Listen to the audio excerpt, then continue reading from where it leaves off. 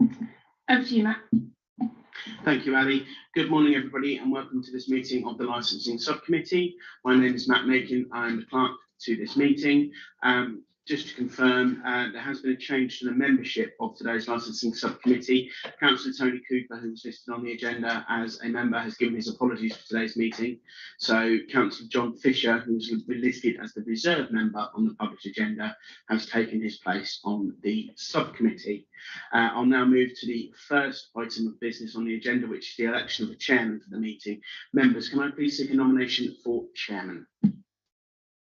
Councillor Hedgley. Sorry, I nominate Councillor Smith-Light. Thank you. Do I have a second for that nomination? I'd like to second Councillor Smith-Light. Thank you, Councillor Fisher. Do I have any other nominations? Therefore, in the absence of any other nominations, I can declare that Councillor Smith-Light has been duly elected as chairman of this meeting of the subcommittee, and I'll hand over to you. Thank you, Matt. So I need to read, have we done the fire evacuation? Okay. I'm Councillor Smith-Light, and I'm going to be chairing this today.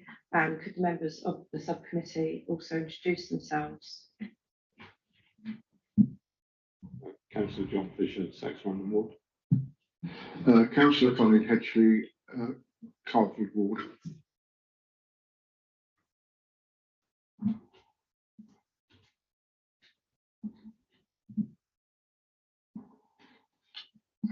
So on to the fire evacuation procedure. For those of us in Devon Conference Room, there is no fire alarm test scheduled for today. Therefore, if the alarm sounds, please follow the green emergency exit signs to the nearest available exit and do not use the lift. Please go to the fire assembly point at the entrance to Raduna Park in front of the concrete structure. Do not re-enter the building until you're informed it is safe to do so. So onwards, and there is a designated. Is there a designated? There isn't it, sorry. No, Chairman, as Councillor Fisher has joined the panel, there's no longer a designated substitute here today. There is no, sorry, because Councillor Fisher has taken that position. The reason for, sorry, moving on, there's, so I don't need to read any of that.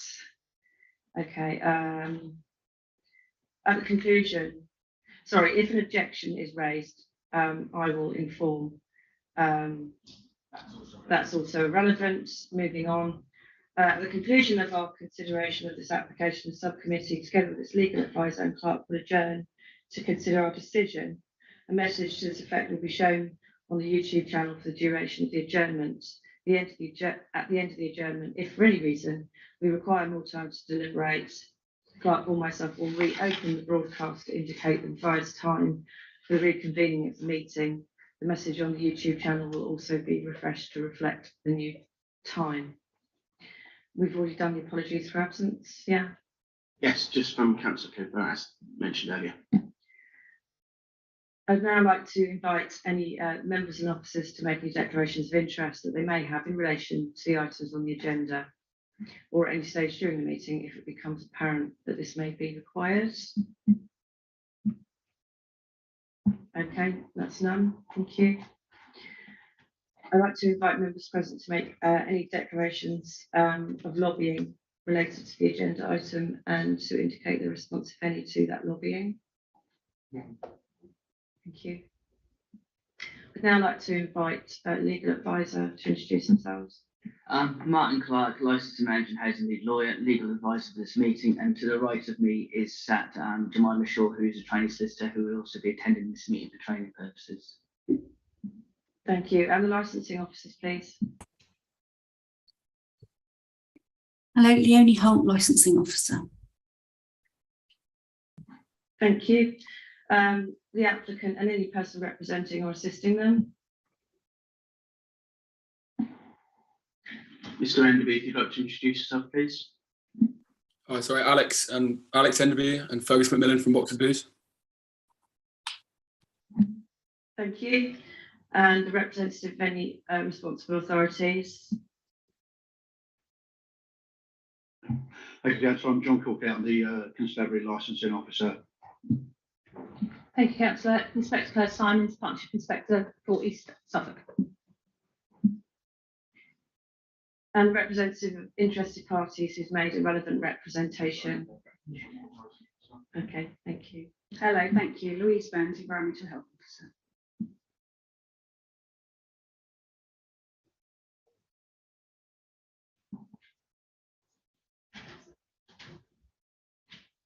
Yes, is there any interested parties who wish to make representations at all?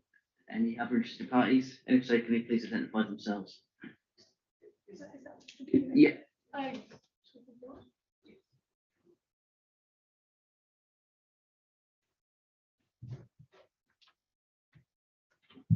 I'm on the right and I'm organising the party.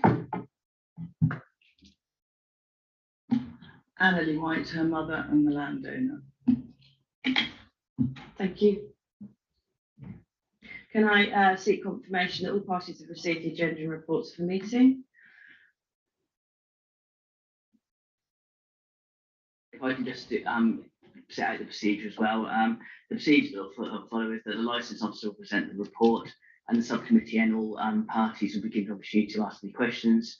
And then each party will be given the opportunity to present their case, and the subcommittee and all relevant all parties will be given the opportunity to ask questions. And at the end, the licensing officer and all parties will be given the opportunity to have a final summing up, and then the subcommittee will retire to consider its decision and will publish that decision today. At this point, I have to ask if any parties would wish to withdraw their application or representation.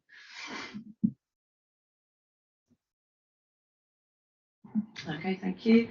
And ask the licensing officer to advise if there have been any requests for the appearance of any witnesses, or if there's any documentary or additional information which a party wishes to present. No, as far as I'm aware, there's no additional information to be presented. Thank you.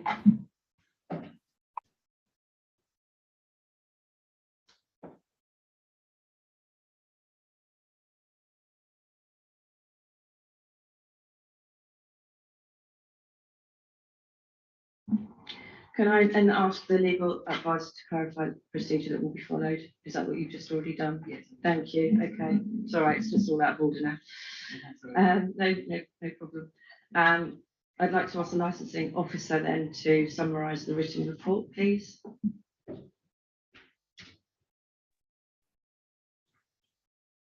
A temporary event notice has been given by Mr. Enderby, the premises user, for the premises known as Beck's Green Farm, to allow alcohol sales under the Licensing Act 2003. This is for an event between the 9th and 11th of September 2022. The reason for this hearing is that valid objection notices have been received from the police and the environmental protection team within the required statutory period. The premises user has been provided with a copy of the objection notices, and these are attached as Appendix B and C to the report. The police provided 2 additional videos in support of their objection notice, and these videos have been provided to both the notice giver and the members of the licensing subcommittee.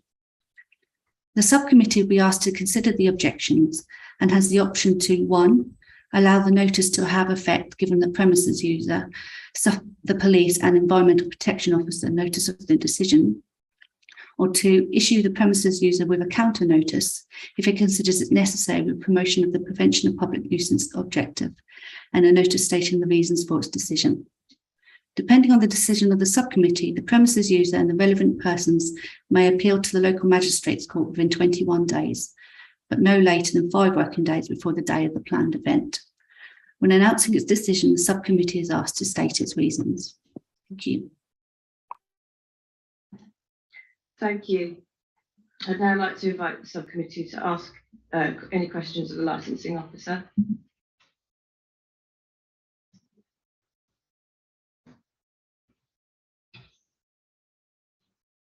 I'd like to invite the applicant and or the person representing or assisting them to ask any questions they may have of the licensing officer, if there are any.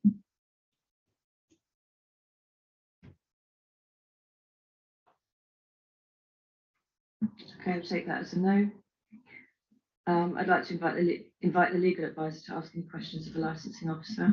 Yes, I have one question. Just for the purpose of the meeting, can we confirm that it's no longer the event itself that's licensed, that's subject to the 10, it's just the application in relation to the bar.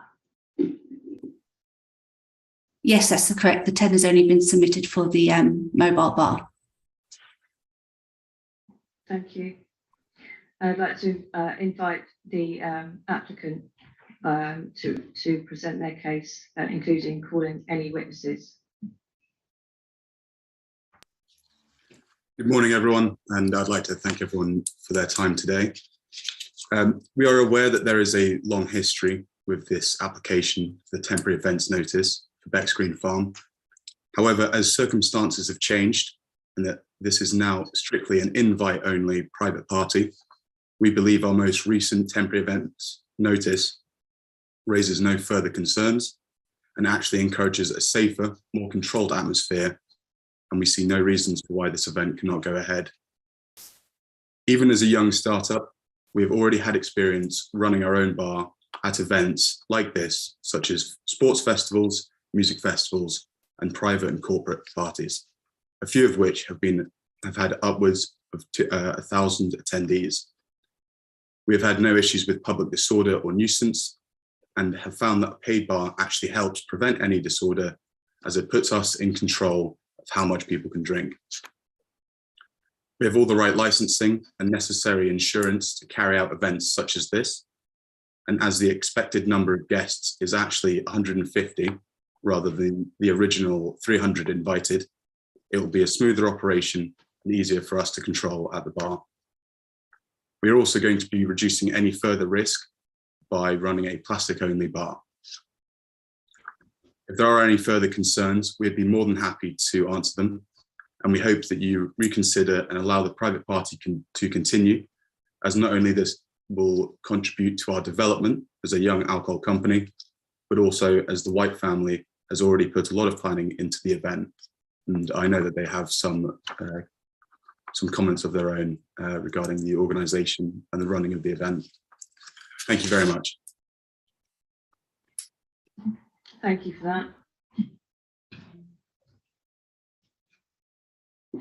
Each party in turn can ask questions. It would normally be the subcommittee first, and then the licensing officer, and then the people making representations, and then finally the interested parties with your leave, and myself. So that would be the order I would suggest. Okay, so would you like to ask any questions? Thank you very much for that introduction. Could you please expand on how you intend to run the bar, i.e. with safety, sale to minors, dealing with rowdy behaviour, public nuisance, etc. Could you expand on all that, please? Yes, of course, and thank you for your question. So we are intending to run our bar out of a wooden constructed bar, which will be placed in a controlled area of Beck's Green Farm. Everyone invited to the event is over 18 and in fact sit in between the 20 to 30 age group. We will also be following all necessary regulations and ensuring no alcohol is served to anyone who seems highly intoxicated. And we will also be monitoring everyone from the bar to ensure nothing is further escalated in that respect.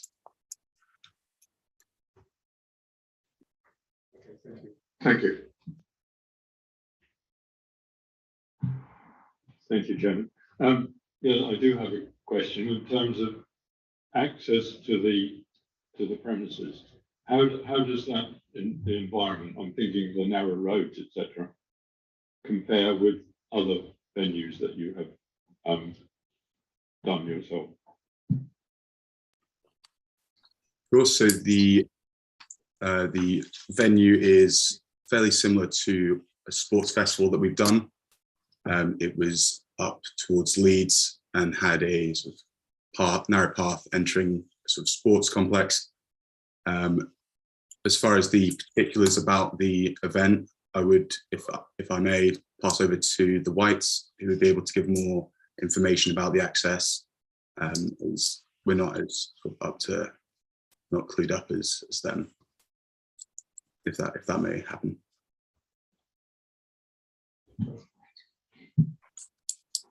What's just a further question to enlighten me? What's the maximum number of people you've ever had to entertain with your bar? Yes, of course. So we have ran, so at the Leeds rugby event that I mentioned, there were an estimated 3,000 people to attend. We were told that around 1,500 or 1,700 people did attend in the end. We've also had a corporate event for the UKCA, which is the United Kingdom Cinema Association, and that had up to 400 people.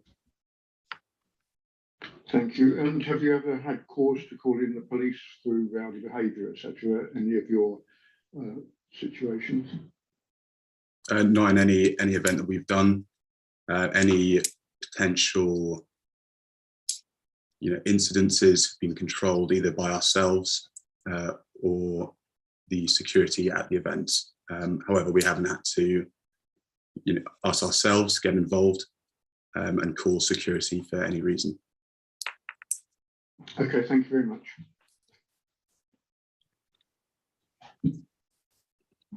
Thank you. Can I ask, would the licensing officer like to ask any questions of the applicant? No questions, thank you. Thank you.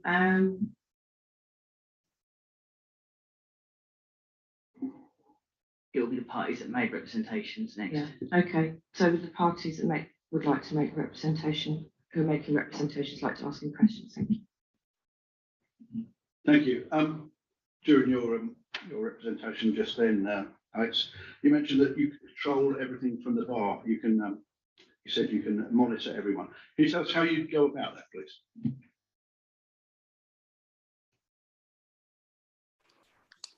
So we're intending to have 3 people behind the bar, each almost running their own stations.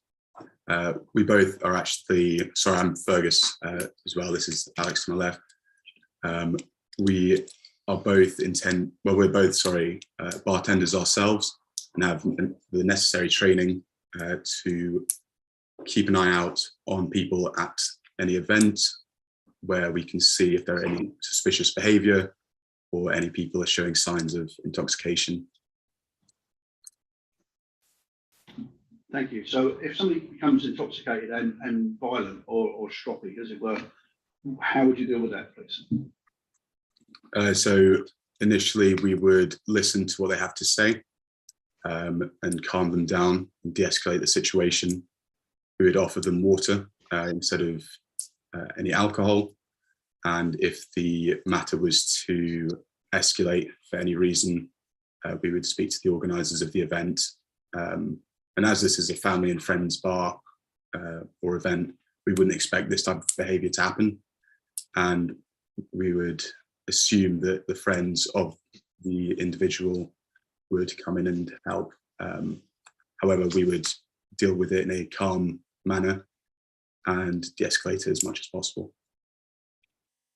Thank you. So there's an assumption that you could deal with it, or the people who own the land, that the White family can deal with it. Have you made a site visit? Do you know where you're going to be setting up the bar? I've personally been to the farm. I haven't done a particular site visit. However, Honor, who's organising the event, has given us an idea of where we would be positioned. Okay. I'm not sure whether you've read the reports of where it's going to be. It's an amateur city. It's a very, very remote field surrounded by hedges, hedgerow with very limited vehicle access. Do you still think that you could monitor all that area and ensure that people don't get drunk and fall into these hedges and brambles, etc.? Would you be able to do that? I believe so. To my knowledge, there are 2 entrances, one that will be for sort of setup and for people like us coming in to run the stands. As far as making sure people are contained in the specified area, making sure they don't fall into these hedgerows. I'm not sure if there are sort of barriers put in place, whether it's a gate or some sort of perimeter around the area, but we would assume that everyone would be centralized in the area where the music and where the bar is, so there'd be no issues of walking off into the edged area.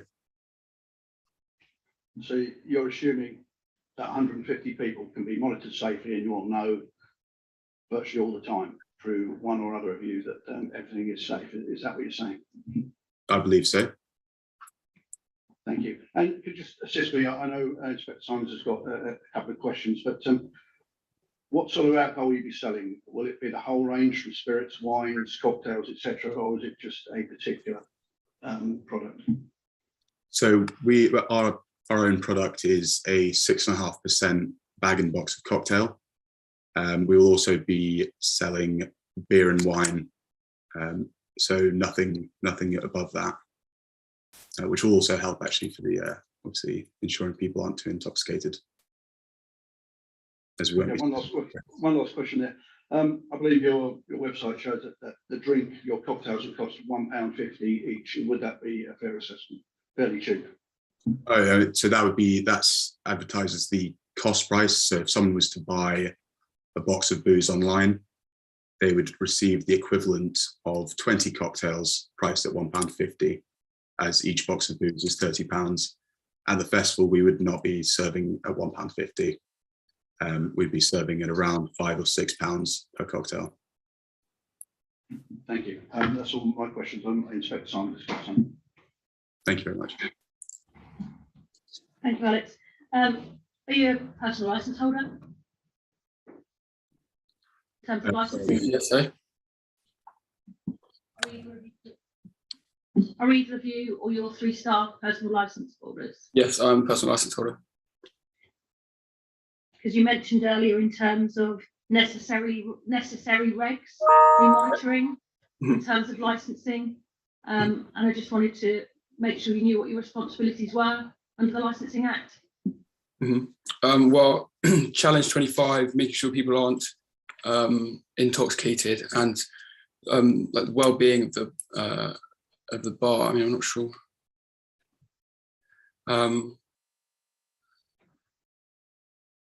So I don't know. Responsibility to crime and disorder. Yeah, public nuisance, and to protect children from harm. Is that correct? Yeah, of course. Yeah, but there won't be any children taking place. It'll be everybody within the 20 to 25 age range, about uni stuff. Uni age range, sorry. Right. Okay. And you'd also mentioned in terms of a controlled area. What did you mean by that? That you'll be within a controlled area? What does that look like? Our controlled bar will be in its own area.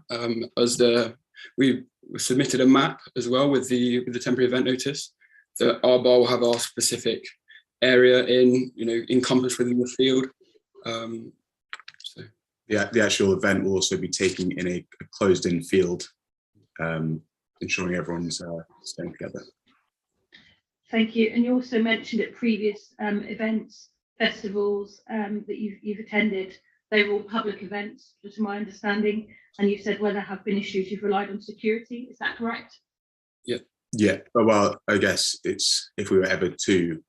We've never actually had an issue with someone who's been, out of control or anything. We always make sure to work with the organizer to ensure public safety and reduce any disorder. We've both had them in our bars where we work, but we personally haven't had them whilst doing Box of Booze or our own events. But at the events that you've done previously, they've all been public events where there has been some element of planning and organisation in terms of safety and security of those attending, and people that you could call on for support if required. Is that correct? Absolutely. Yes. Thank you.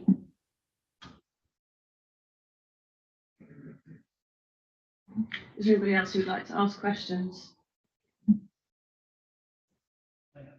I have some questions, but I go last. So if any of the reps are interested. Any other interested parties like to ask a question? Hello guys, I'm from Environmental Health, so we have an interesting noise. I just wondered, are you organising the music that's associated with this event, or is it the event organisers themselves that are playing the music? So the music will be organised by the event organisers. Right, so they're solely looking after the area. Okay, thank you. No problem. Thank you. Any other questions, Martin? I've got a couple of questions. First of all, it's probably due to my ignorance. You said a classic bar. You'll be running a classic bar. What do you mean by that? We are only going to be doing the 2 cocktails that we produce and beer and wine. So it will literally just be a normal cash bar. They come up, order their drink, pay for it, and then leave. And the bar itself, we will build beforehand. There won't be any overhanging structures. It will simply be a sort of rectangular area where we will operate the bar. And secondly, I believe you've held your license since 2021. How many events have you done in total so far? Temporary event notice events or actual events? Both. Temporary event notice events and actual events. If you This would be our first temporary event notice event, but we've done other, I think maybe in the realm of 20 to 30 events in the past year. So 20 to 30 events, but this is the first one that's covered by 10. And and lastly, do you have any links to the? How did you come about for this job? Do you have any links to the family, or is this just a purely commercial arrangement? No. So for our previous festivals that we've had this year, it's a lot of it's been through social media, but we've realised that actually me and Honor do actually have a mutual friend. However, it was simply developed over reaching out through Instagram. Okay, so just effectively it's a commercial. So you would be independent of the family in terms of running the event, running your bar. You're independent of the family in relation to that. Well, we would be obviously working with them and would offer any assistance that we can give to the running of the event and the bar. But our responsibility is the bar itself. I have no further questions. Thank you very much. Okay, if there are no further questions from anybody, I will ask intern people if they would please like to sum up. Each party has the opportunity to put forward its case and then ask questions. So that's the applicant's part done. Then it will be the interested parties and the people who made representations will get an opportunity to put forward their case. So if you would like to do that, if people would like to put forward what their case. Yeah, I would suggest that the police go first, followed by environmental protection, and then followed by, with your leave, the interested party if they wish to make any representations. Thank you, councillors. We're here today because we have submitted a representation against the issue of temporary event notice. Now, for us, this is very, very unusual. The last time I can recall coming to a hearing for a temporary event notice is probably December 2015. That's how often we attend these things when we think something's going to go wrong. Normally, we can sort things out by negotiation, or if it's a late tend, i.e. within 10 days of event, we can issue an objection and a counter notice will be issued, providing that the objection is valid. In this case, councillors, we're here because there are very, very real concerns about the safety of this event.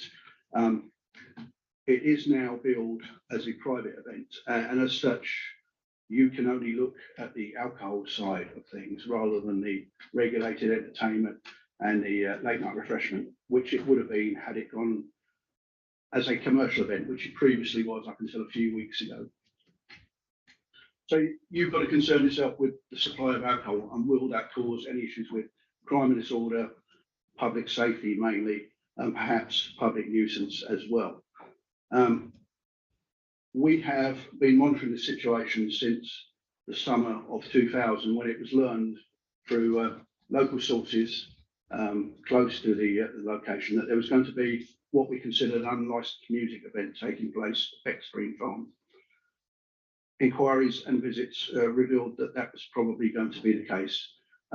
You have in your bundle there the report of Sergeant Dan Beck, who did a very comprehensive visit there in August 2020. It is exactly the same location in the field as is proposed for this current event. Sergeant Peck did record a video, and unfortunately I've not been able to get that onto an IT system to show you today. It would show you the layout of the field, but basically it is a triangular area surrounded by hedges with 2 access points. It is very, very remote. The nearest inhabited building is 800 metres away across fields, and that is Beck's Green Farm itself. The next nearest is a long trek through narrow country lanes and across fields. Had this not been a temporary event notice, the fire brigade, the ambulance, and all the other responsible authorities that have taken part in safety advisory group meetings would have been here, I'm sure, to put their own case as why this shouldn't take place. We've tried since then to advise and assist the White family with putting this event on. Unfortunately, through many safety advisory group meetings, which are a multi-agency meetings that take place, there has been no confidence that they could safely put this on. And you'll see from the papers that have been submitted, the event management plan has changed to try and facilitate the suggestions. But mainly, we say they're without substance because they just don't inspire confidence that it can be done safely and in a reasonable manner. As I say, there is a long history of this, and during the course of the inquiries made by us and the Safety Advisory Group, we found that ticket sales were being advertised online. Now, Honor White herself said that she had sold some tickets via that when she attended a meeting. That itself causes concern that this is a commercial event and still is a commercial event, even though it's now billed as a private party. The question will be, to me, why would you want to advertise tickets for sale on an online site if you're only inviting friends and family, which is what is suggested? We say that that is a very unsatisfactory answer, because if you're going to advertise on a ticket site, you've got to pay commission to the ticket salespeople, etc. We feel, and we still feel, that it is a commercial event, even though it's now being billed as a private party. The problem with private parties is it takes it completely out of the hands of the Licensing Act, other than for any licensable activities that are applied for, in this case alcohol, and it really restricts what we can do. But you've heard our concerns regarding the remoteness of the place, and more importantly, the very vague answers we had to what will happen if there's an incident.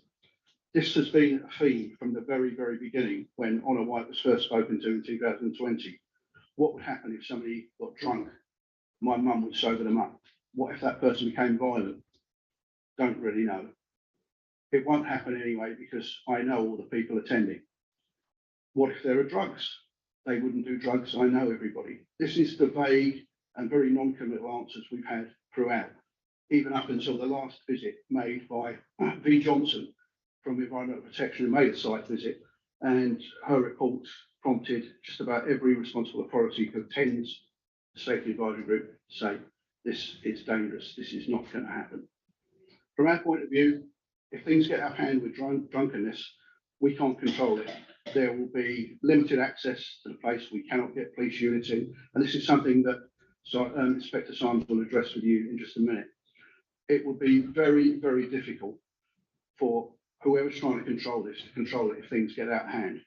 And to say they are friends and family is not sufficient, because, as we know, everybody in a family at some stage or other gets drunk and gets silly. And if you've got upwards of 150 people in an uncontrolled environment doing that with alcohol, then it's a recipe for disaster. And that's why we've taken it so seriously. We can't ask you to do anything other than remove the ability to sell alcohol. If they want to bring their own alcohol, we can't control that with the Licensing Act. If they want to supply free alcohol, we can't control that under the Licensing Act, because that's not regulated by the Act.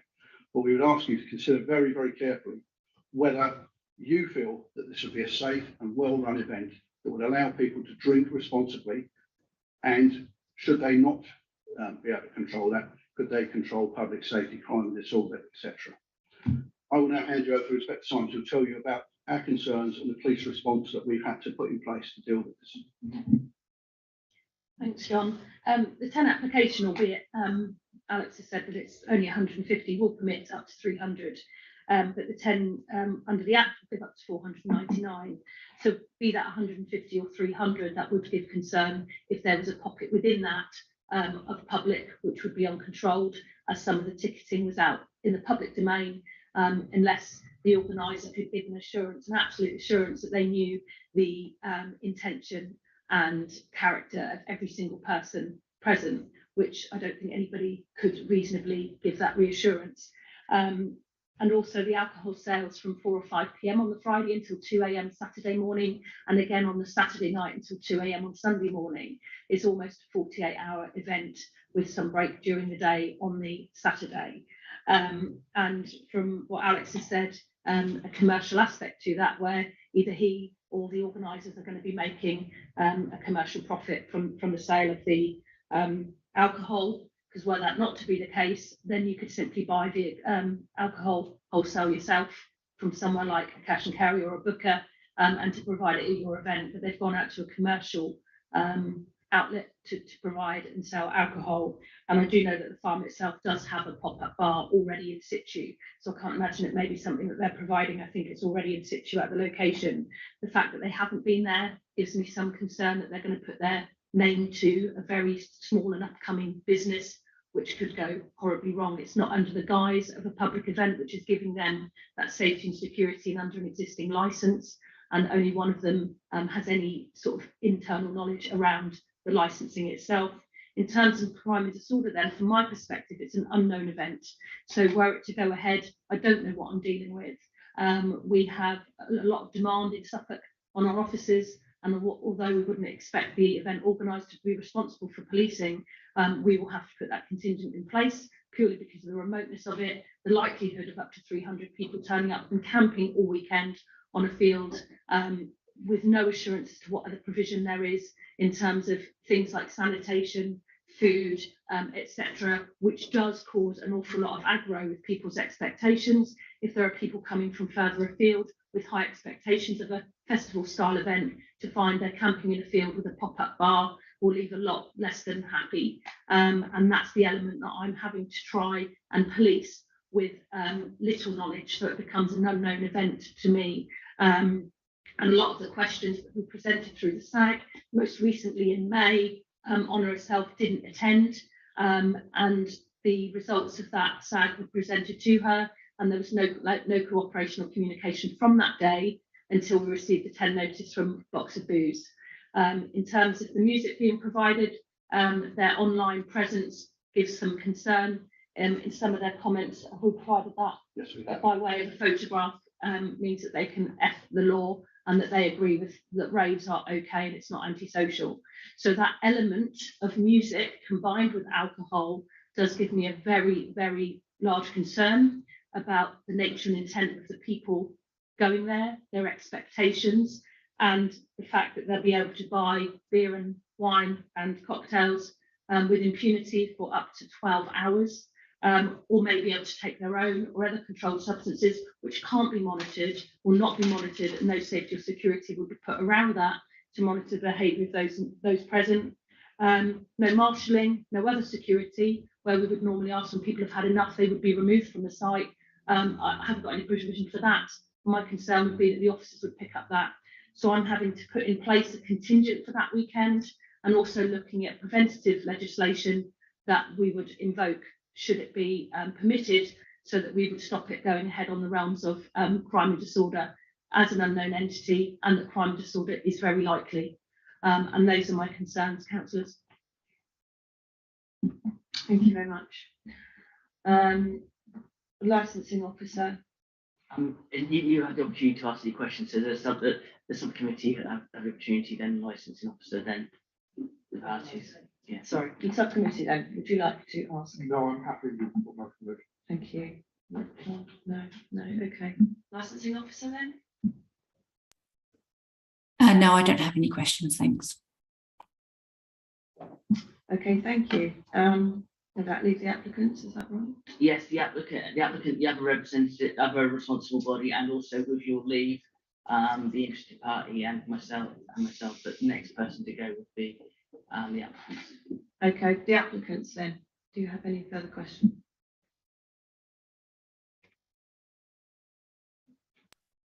We have no further questions. Thank you.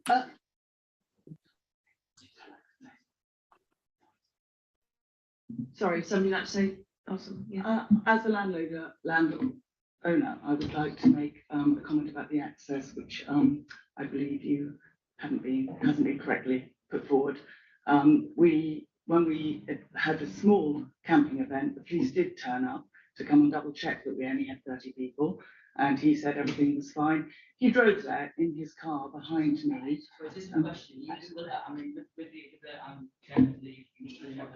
Sorry. Opportunity to put forward your case, but the purpose of today is ask questions.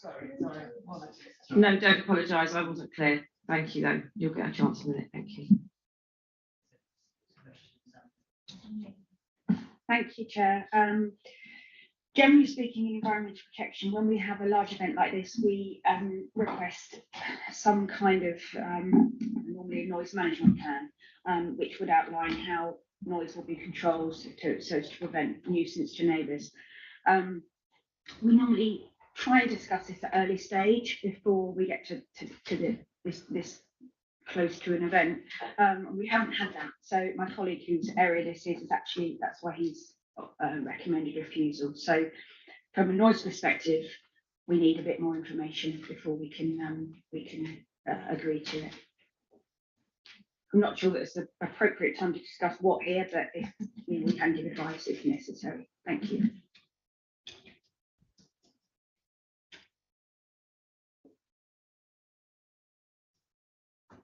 It's any questions of the other responsible body now, if anybody has any questions. Does anybody have any questions?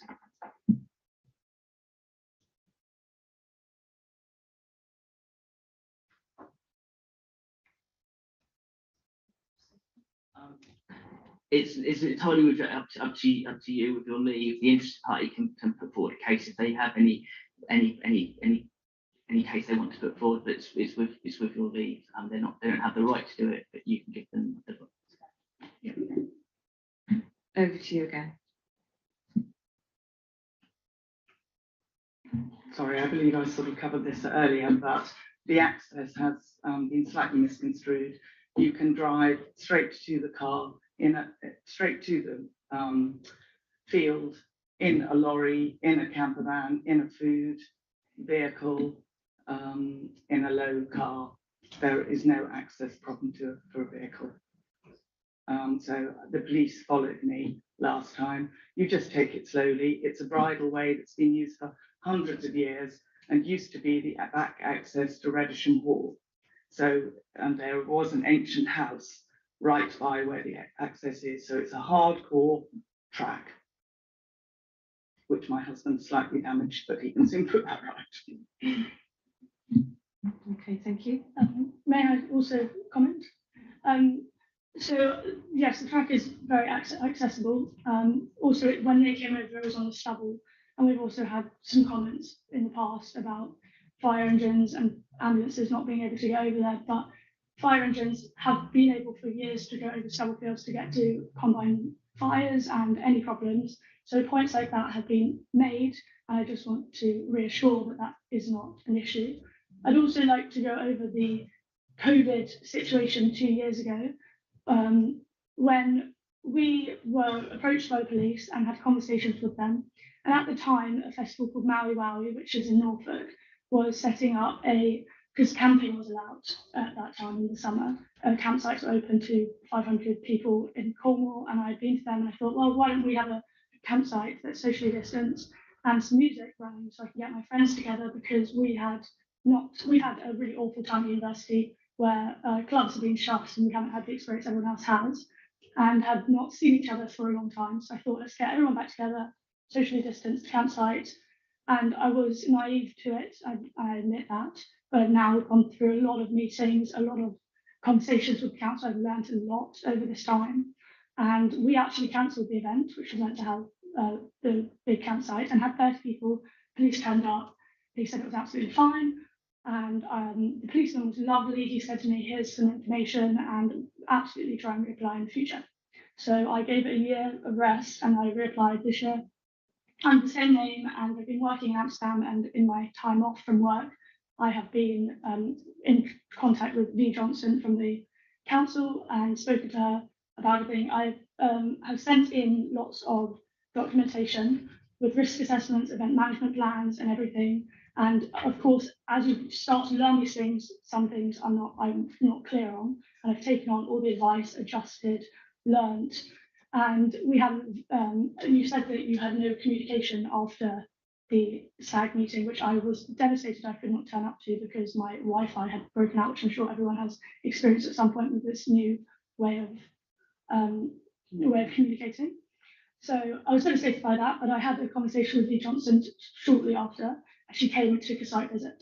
In this site visit, which was in June, when I come back to Amsterdam, second day I was back, she came over, she had her concerns, we discussed it. She said, look, I can understand you want to get all your friends together, but if you're going to do it as a commercial event, it's going to be a lot harder. The reason I was doing it as a commercial event was to get enough money to fund it where it wouldn't have to come out of my parents' pocket. But she said they're going to have a lot of problems with it being a commercial event because you're going to have the exact same controls as Latitude Festival, she explained. Latitude Festival has thousands and thousands of people who are unknown and don't know each other, and criminals are there. This was meant to be a university regathering reunion. And so that was, I felt, slightly over-exaggerated, but I understood that that's what I was going to have to go through. So I cancelled it being a commercial event so that I could get everyone back together still. We can't afford to run a bar for free to everyone, so we're asking to have it as a paid bar. Yes, people can bring their own booze, but then your control is even less. You have way less control, and I don't understand why there'd be any benefits to anyone. These boys have worked their startup. They deserve opportunities like this with temporary event notices. They have not had problems in the past. They don't have any history of issues. They've got their license and they have a right to use their license. And we have a right to have a party that's with 150 people. It's not out of control. There's parties that go on everywhere, and we're trying to go through all the necessary problems, all the necessary things you have discussed. But I don't see a problem with the location. I don't see a problem with the number. And you're right, we can do the event with booze, bring your own, but I don't see that being any benefit to safety. And in regards to the sound and the environmental protection, I don't know if anyone has seen, but I have submitted like pages and pages of documents on the sound, and we've had risk assessments from the speakers. And so the stage, it's the sound, sorry, they provided full risk assessment. The audience, the distance is, the noise will be kept to 170 decibels, A-weighted peaks, which will occur in front of the speakers and are below the HSE guidelines for noise. These boys have also written up a risk assessment. The speakers will be facing away from any buildings, and we are friends with all our neighbours, and if they have any problems, they will call us, and I am on my phone the whole time, and I have communication with my speaker providers, and I'll tell them to turn it down, and without doubt they will turn it down. If you'd like to see more documents on that, I have them listed, and I can of course provide them. Sorry, thank you. I'd just like to interject that from the back of our house we can hear Latitude, and we appreciate it's a commercial event and it goes on and it's only once a year. Last time when she had her music event, we could not hear it. We went down a couple of times over the night just to check everything was all right, and we did not hear it until we were approaching it. And another point, sorry, looking back at my notes, the ticket sales that you pointed out, so I didn't realise that I'd made them public from Google, but the only way you could have found out about the name Level Up is through our little Facebook group, which was where you would share the link and it would go on to Fixer. After you had spoken to me and said that it was public, I called up Fixer and changed it to a public account.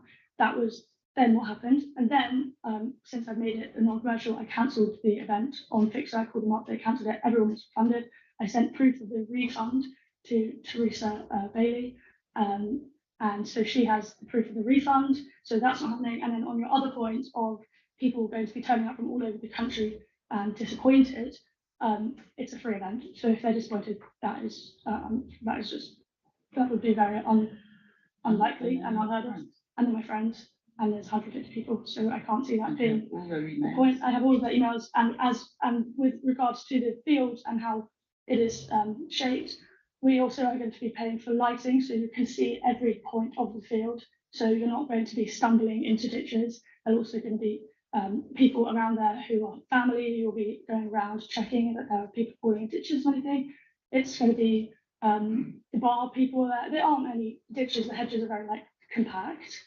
There's one opening which isn't compact, and that's going to be lit up, and it's actually got no water because it's obviously very dry at the moment. So there's no point, there's no part of potential falling in full ditches and drowning, none of that. And the entrance, there won't be any strangers entering because it's a tiny little footbridge, and then the other bridge, which is for cars, vehicles, is going to be open for when we're setting up things, and then closed off for the duration of the event and locked. And the car park is just on the stubble field off, and so then the footbridge is where people come in, and people won't be able to get through there during the event. And also something else. No, I've forgotten what the other point was. I'm sorry. Yeah. Oh yes, the other point, sorry, was that the fact that it's a duration of a longer event and the booze being served for that time actually will slow people down on the amount they drink. It won't be one night, let's get absolutely, hammered. We'll take it slow. We've got 2 days. We're having a nice time. We're all reuniting. No one wants to reunite with their friends after years and ruin it and get blackout and not remember it. It's going to be a nice event. We've got my friends singing who we haven't heard before during the day. It's going to be a very relaxed, tame event with music and a bar and adults who have graduated university and want to just have a fun weekend. I've got jobs to go And to. have jobs to go to, and it's all going to be funded by my parents and they respect that is going to be funded by my parents about the pay bar. Thank you for hearing. Thank you for that. Something up? If you have any questions, each party can ask questions. Well, as they've had a few speakers, I would suggest it's in the interest of fairness that you ask questions, and any interested parties should ask questions as well if they have any. On the back of that, does anybody have any questions then? Right. No, Yeah. No. you have, sorry, Councillor. Thanks very much, Madam Chairman. I need a lot of reassurance here. I'm sure Mr. Enderby can run a bar, but I'm worried about things like who's in charge of security. You say 150 people are going to turn up. What happens if there's gate crashers? And how many? And these things, you do get gate crashers. So are you having 300 or 150? Who's in charge of security? Who will have a telephone on hand at any time in case of emergency? Who is that person? How will you recognise them? How will the people attending recognise the person they can go to in an emergency? All these things, I think, need answering.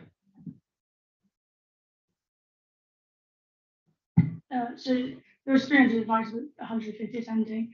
As you enter the field, you have to show your invite to the stewards that will be there. We were initially, as it was given in all of our event management and with that, going to have 2 security guards, which we would do for an event that is commercial and big enough that you need security guards. But now it's only 150 people. It's like a size of a wedding where we've had weddings in the past at our property and we've never had security guards. And we don't see it necessary, but if that is necessary, we can get 2 security guards. We've got the contact of Darren, who I supplied in my event management. He will do it for £4, but it doesn't seem we're having to pay for it out our back. And we do that for weddings and 21st, and we've never done security guards. And it doesn't seem necessary when we've got volunteers who are going to be stewarding the event, and we've got parents on property and family members that are older and godparents and things that are all going to be there to manage an event of 150 friends. Okay, thank you.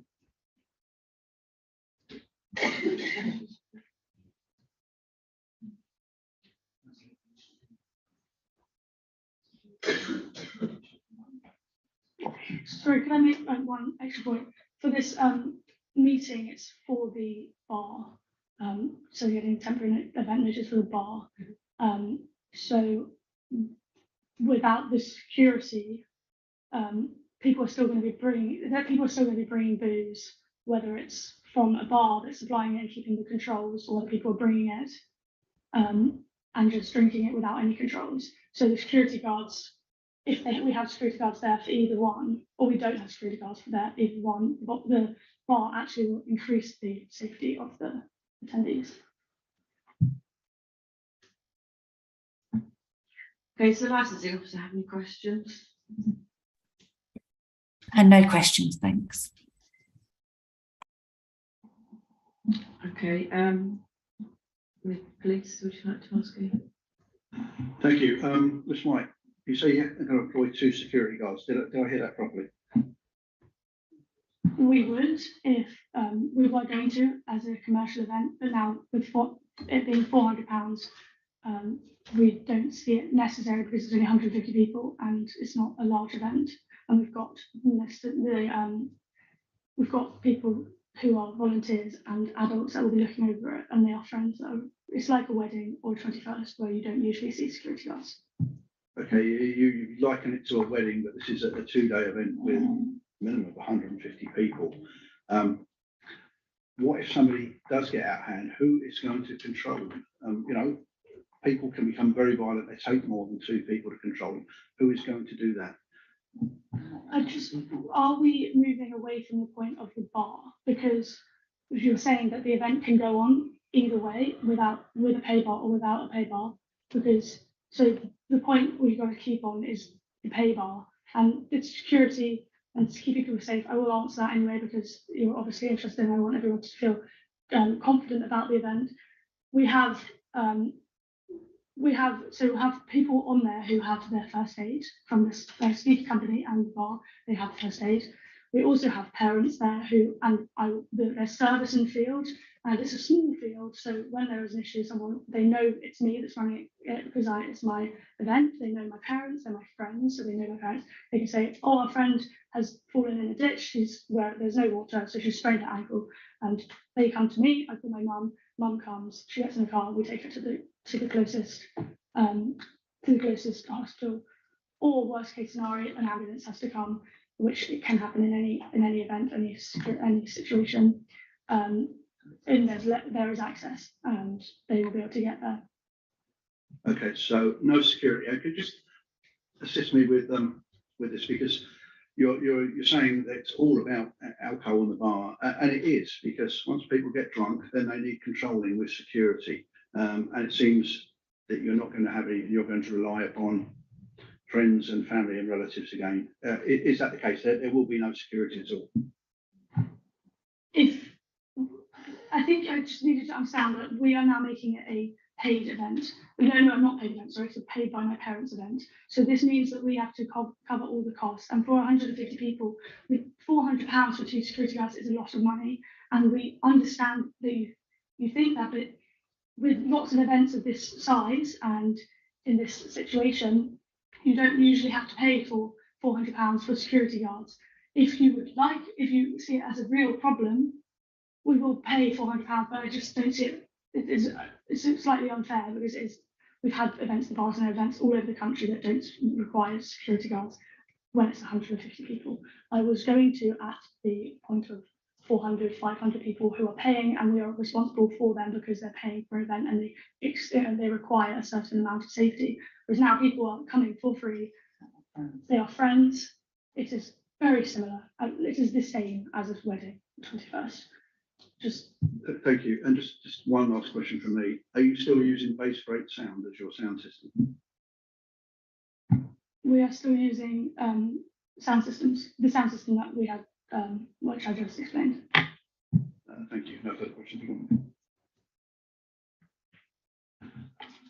Yeah, finally, who would profit from the bar? Who's profiting from the sales of the bar? The profit will be going to Box of Booze, who are doing all of the effort and are a startup company who we would like to support.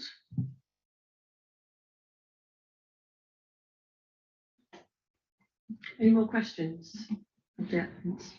Thank you. If I may, thank you, Chair. What sort of music are you planning to play? Sorry, we have organised 15 artists.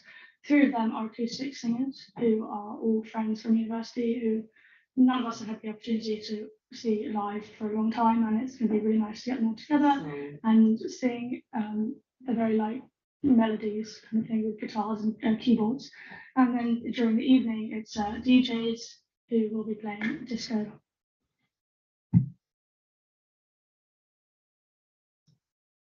Thank you. A further question. Part of the assessment of noise and how it will impact on residents nearby. I know you're in the middle of a film and it's fairly remote. What we'd need to see is some kind of noise management plan. I know you've done your risk assessment, but that's a slightly different thing.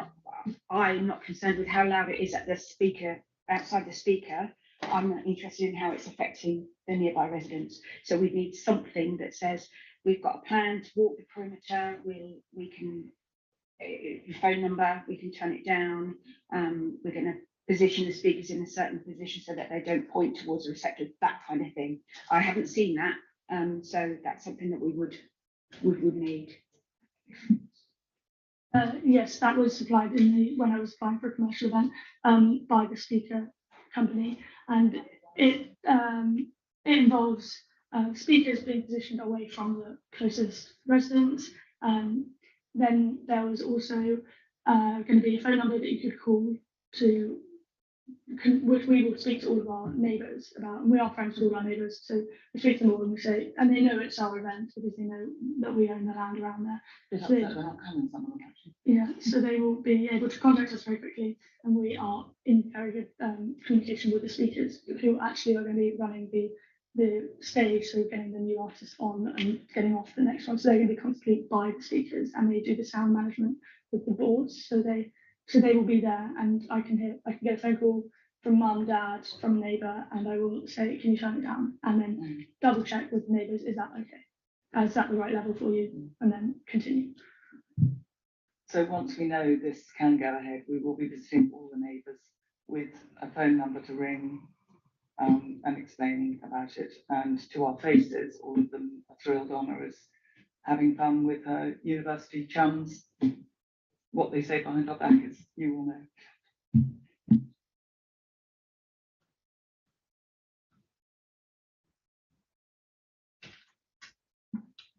Any more questions to applicants? I have no questions.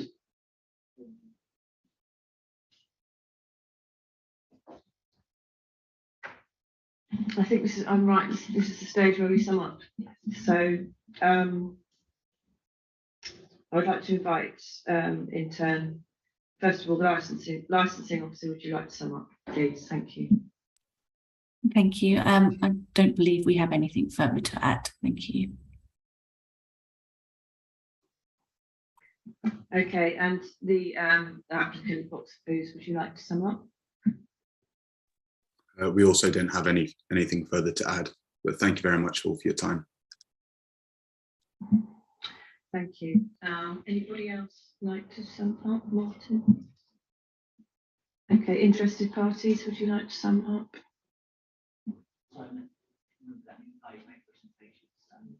Sorry, yes, please, would you like to sum up? Thank you, Councillor. It's a temporary event notice. It is not for a licensed premises. You cannot apply any conditions to a temporary event notice where a license doesn't already exist. So you can't say you will have security for temporary event notice unless that was already on a license. So all those options are out of actually applying separate conditions. Should that be the way you're approaching this? You cannot. The temporary event notice stands as it is. There is nothing you can apply to it to try and prevent what we are worried about.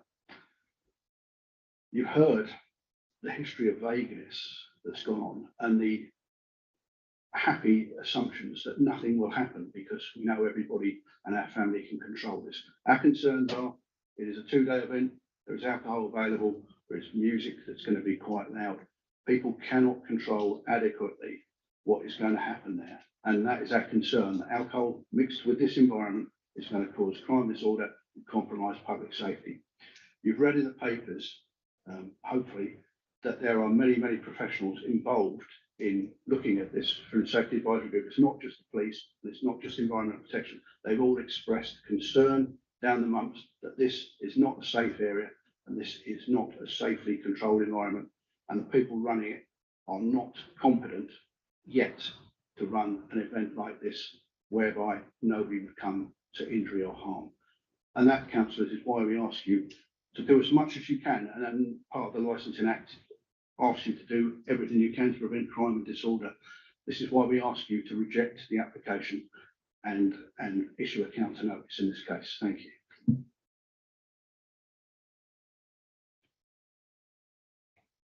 It's with your leave, but I'm sorry. Thank you. I've summed up already really with what I've already discussed, and I would still at this stage, because I haven't seen the necessary documents, I would still recommend refusal. Thank you. With your leave, the interested party can sum up if they wish, but it's with your leave. Would you like to sum up? Did you feel you've already said what you need to say?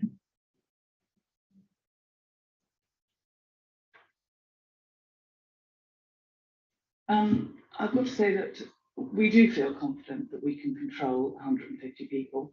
We have had numerous 21sts. We even had an 18th, a private event on the farmyard.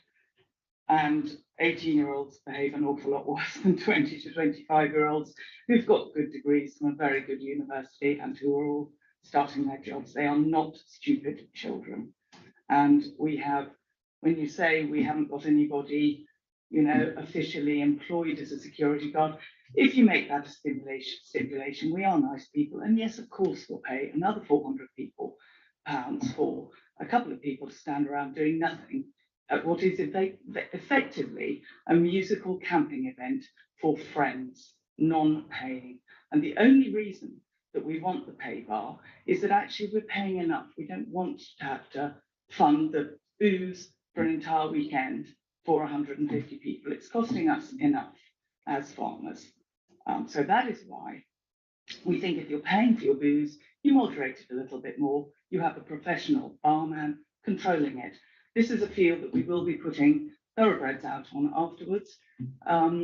If people bring their own glass and even cans of beer and little bits of metal, you know, we've got to go over the whole thing and organise it. Whereas box and booze, it's eco, it's safe. So for us as parents, we find that a safer, fairer option all round.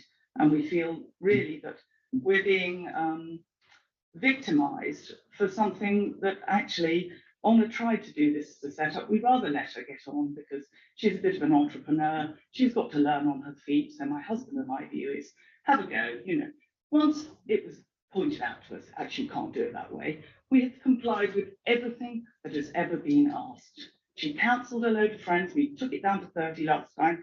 The policeman man, you know, the policeman came, he was charming. He checked everywhere.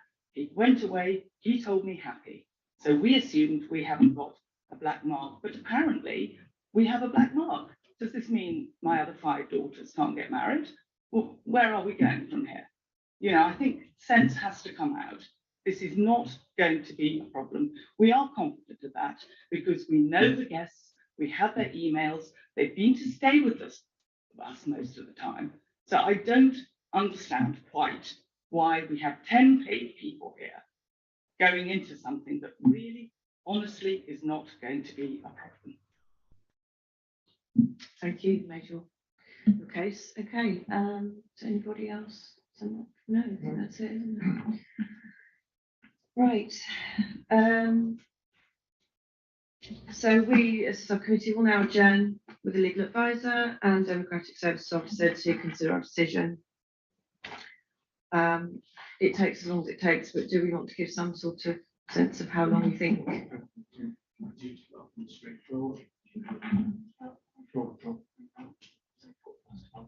A bit tight, yeah. 12:15, okay, thank you. We'll be back then, thank you.